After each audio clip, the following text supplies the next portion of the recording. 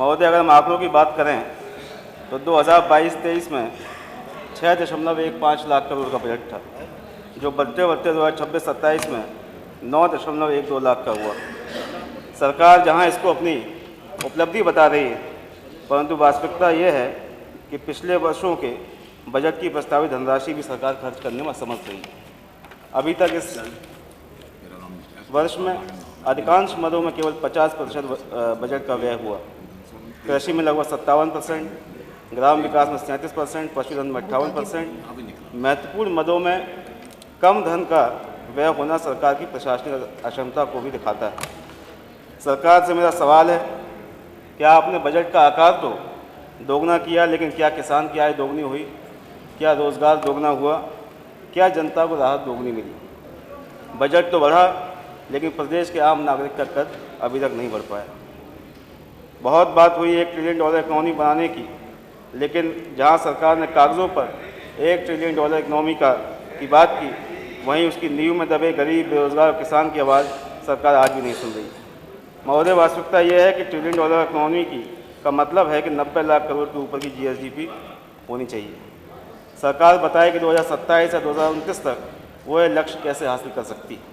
इसके लिए 30% से ऊपर वार्षिक ग्रोथ रेट चाहिए, जो कि असंभव सा प्रतीत होता है। सरकार $1 ट्रिलियन का भ्रामक प्रचार कर रही है, जिसके नीचे स्वास्थ्य, शिक्षा, कृषि और MSME क्षेत्रों की अपनी विफलता को छुपाने का भी प्रयास कर रही है। यह बजट विकास का नहीं बल्कि विज्ञापन विस्तार का बजट है। हमारे सत्ता पक्ष के साथ ही लगातार कहते हैं कि डबल इंजन की सरकार है। मैं पूछता हूँ, अगर इंजन दो हैं तो परिणाम आधे क्यों आ रहे हैं?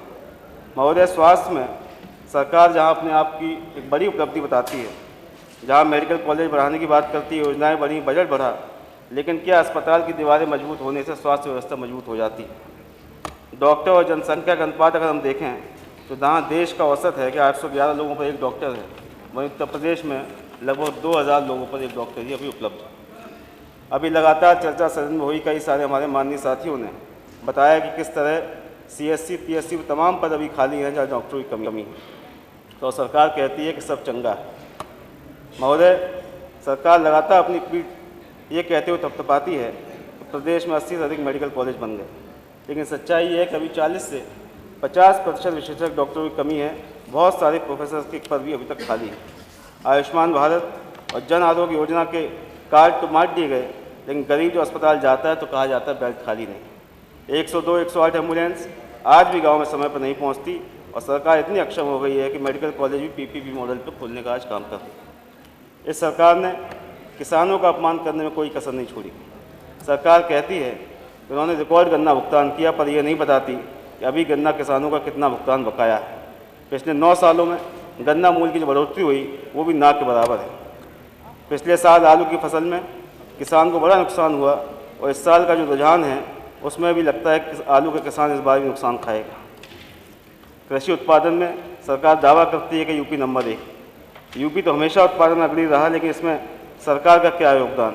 बिजली आपने महंगी की, खाद बीज के दाम आपने बढ़ाए, किसान को समय से खाद नसीब नहीं हुई, एक भी नई मंडी का निर्माण सरकार ने नहीं कराया, और जो मंडियां बनी हुई थी समाजवादी पार्टी की सरकार में, उसको भी अभी तक चालू इस सरकार ने नहीं किया।